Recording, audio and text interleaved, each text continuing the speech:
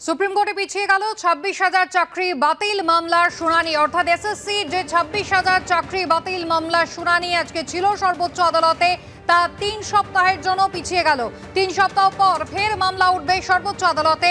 High court চাকরি বাতিল করলেও সর্বোচ্চ আদালত কিন্তু তা বহাল রেখেছিল। যোগ্য অযোগ্যদের চিহ্নিত করে তালিকা তৈরির নির্দেশ দিয়েছিল সর্বোচ্চ আদালত। আজ ১৬ই জুলাই শুনানির দিন ছিল, কিন্তু আগামী ৩ সপ্তাহের জন্য শুনানি পিছিয়ে গেল। ৩ সপ্তাহ পর ফের মামলা উঠবে সর্বোচ্চ আদালতে। ২৫,৭৫৩ জনের ভাগ্য কিন্তু আপাতত ৩ সপ্তাহের জন্য তা পিছিয়ে গেল এবং সেখানে মামলা কিন্তু সুপ্রিম কোর্টে ৩ সপ্তাহ পর ফের উঠবে। আজকে সর্বোচ্চ আদালতে ছিল এসএসসি মামলার শুনানি, যেখানে ২৫,৭৫৩ জন, তাদের ভবিষ্যৎ কি হবে অপেক্ষায় ছিলেন তারা। আপাতত ৩ সপ্তাহ পরে মামলার শুনানি হবে সর্বোচ্চ আদালতে। কলকাতা হাইকোর্ট কিন্তু আগেই এই ২৬,০০০-এর চাকরি বাতিল করেছিল, যদিও সেখানে কিন্তু অন্তর্বর্তী স্থগিতাদেশ দেয় সর্বোচ্চ আদালত এবং সেখানে বলাই হয় যে মুচলেকা দিয়ে এসএসসির এই চাকরি প্রার্থীরা ২০১৬ সালের এন্টায়ার প্যানেল বাতিল হবে কিনা তা নির্ভর করবে যোগ্য অযোগ্য চাকরি প্রার্থীদের তালিকা এসএসসি দিতে পারছে কিনা। আর ততদিন পর্যন্ত মুচলেকা দিয়ে তারা চাকরি করতে পারবেন, সেই সময়সীমা ছিল আজ পর্যন্ত। আজ হওয়ার কথা ছিল শুনানি, ৩ সপ্তাহের জন্য পিছলো। বিস্তারিত জানাবেন বিজেন্দ্র সিংহ, আমাদের প্রতিনিধি সরাসরি রয়েছেন নয়াদিল্লি থেকে। বিজেন্দ্র, কি হলো আজ? দেখো, আজকে যেহেতু ১ নম্বর অ্যাটেম্প ছিল চিফ জাস্টিসের কোর্টে, সেখানে ইনকাম ট্যাক্সের একাধিক মামলার ছিল। প্রথমেই আজকে চিফ জাস্টিস বলেন কি আজকে তারা পুরো দিন যে ১ নম্বর অ্যাটেম্প রয়েছে ইনকাম ট্যাক্সের কেসগুলো সেসব শুনানি করবেন এবং বাকি সব যে কেসগুলো রয়েছে সেটাকে আজকে ডেট দেওয়া হবে।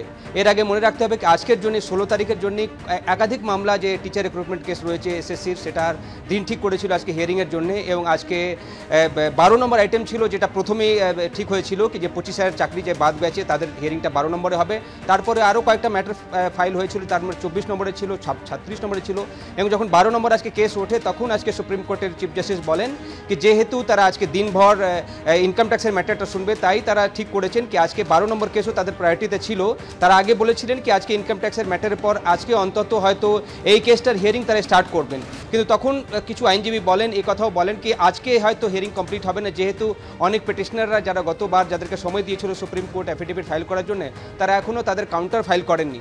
সেক্ষেত্রে তাদেরকে সময় দেওয়া হোক এবং আজকে যেন হিয়ারিং না হয় সে কথা আজকে কোর্টের মধ্যে বলা হয়। তখন চিফ জাস্টিস বলেন ঠিক আছে, তারা একটা নির্দিষ্ট ডেট দেবেন এবং সেই ডেটেই হিয়ারিংগুলো হবে। তবে কোন কোন ক্যাটাগরিতে কেসগুলো রয়েছে, যেহেতু একাধিক মামলা হয়েছে, তিনি বলেন কি তারা এখন সেগ্রিগেট করতে চাইছেন কি কোন কোন ক্যাটাগরিতে কেসগুলো ফাইল করা হয়েছে।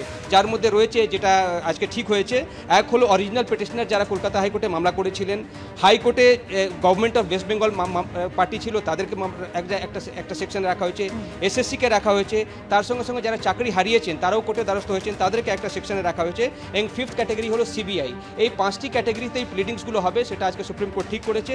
তার সঙ্গে সঙ্গে ৩-৪ জন আইনজীবীকে নোডাল অফিসার নিয়োগ করেছে আজকে কোর্ট, এবং তাদেরকে বলেছে বাকিদের ক্ষেত্রে যা যা বক্তব্যগুলো রয়েছে সেসব নিয়ে একটা কম্পাইলেশন তৈরি করতে, ডিজিটাল কম্পাইলেশন তৈরি করতে হবে, সেটা সুপ্রিম কোর্ট বলেছে। এবং তার সঙ্গে সঙ্গে সুপ্রিম কোর্ট এটাও বলেছে কি যারা কাউন্টার অ্যাফিডেভিট ফাইল করার কথা ছিল এবং ফাইল তারা করেননি, তাদেরকে ২ সপ্তাহের জন্য সময় দেওয়া হয়েছে। ২ সপ্তাহের মধ্যে তারা কাউন্টার অ্যাফিডেভিট ফাইল করবেন। যদি তারা কাউন্টার অ্যাফিডেভিট না ফাইল করে নেবেন, সেক্ষেত্রে ধরে নেওয়া হবে কি তাদের কোনো বক্তব্য নেই। তার সঙ্গে সঙ্গে সুপ্রিম কোর্ট আজকে ৩ সপ্তাহ পর যে মঙ্গলবার আসবে সেটা শুনানির জন্য ঠিক করেছে। এবং আজকে হিয়ারিং চলাকালীন এই প্রসঙ্গ উঠেছিল যে সিবিআইকে স্ট্যাটাস রিপোর্ট জমা দেওয়ার জন্য বলা হোক, সেটা বিকাশ ভট্টাচার্য বারবারই বলছিলেন কি যেহেতু সিবিআই তদন্ত করছে, তারা চার্জশিট ফাইল করেছে, তাদেরকে স্ট্যাটাস রিপোর্ট জমা দেওয়ার জন্য সুপ্রিম কোর্টকে বলা হোক। এটাও আজকে এই আবেদনের মধ্যে এসেছে বিকাশ ভট্টাচার্যের তরফ থেকে। কল্যাণ বন্দ্যোপাধ্যায় যারা গ্রুপ সি এবং গ্রুপ ডির ওএমআর সিট মিসম্যাচের জন্য যাদের চাকরি গেছে, তাদের হয়ে অ্যাপিয়ার করে আজকে সুপ্রিম কোর্টে বলেছেন কি এসএসসি কলকাতা হাইকোর্টে কোনো বক্তব্য রাখেনি এবং এসএসসি বারবার স্ট্যান্ড চেঞ্জ করছে, সুপ্রিম কোর্টে তারা একটা অন্য স্ট্যান্ড নিয়েছে, সে কথা আজকে কল্যাণ বন্দ্যোপাধ্যায় বক্তব্য রেখেছেন। গ্রুপ সি এবং গ্রুপ ডি যারা চাকরি হারিয়েছেন ওএমআর সিটের মিসম্যাচের জন্য, সে কথাটা আজকে সুপ্রিম কোর্টে কল্যাণ বন্দ্যোপাধ্যায় বলেন। সবার বক্তব্য শোনার পর আজকে কোর্ট ঠিক করেছে কি যেহেতু একাধিক মামলা রয়েছে সবারই বক্তব্য তারা শুনবেন। আজকে চিফ জাস্টিস বারবারই বলছিলেন এবং তিনি বলেছেন কি ৩ সপ্তাহ পর যে মঙ্গলবার আসবে সেদিন হিয়ারিং হবে, এবং বাকিদেরকে বলেছেন যদি কোনো বক্তব্য থাকে সেক্ষেত্রে 2 সপ্তাহের মধ্যে তারা অ্যাফিডেভিট ফাইল করবেন এবং নেক্সট হিয়ারিং ৩ সপ্তাহ পর নেক্সট যে টিউসডে রয়েছে সেদিন এখন হিয়ারিং হবে। বিজেন্দ্র, ধন্যবাদ।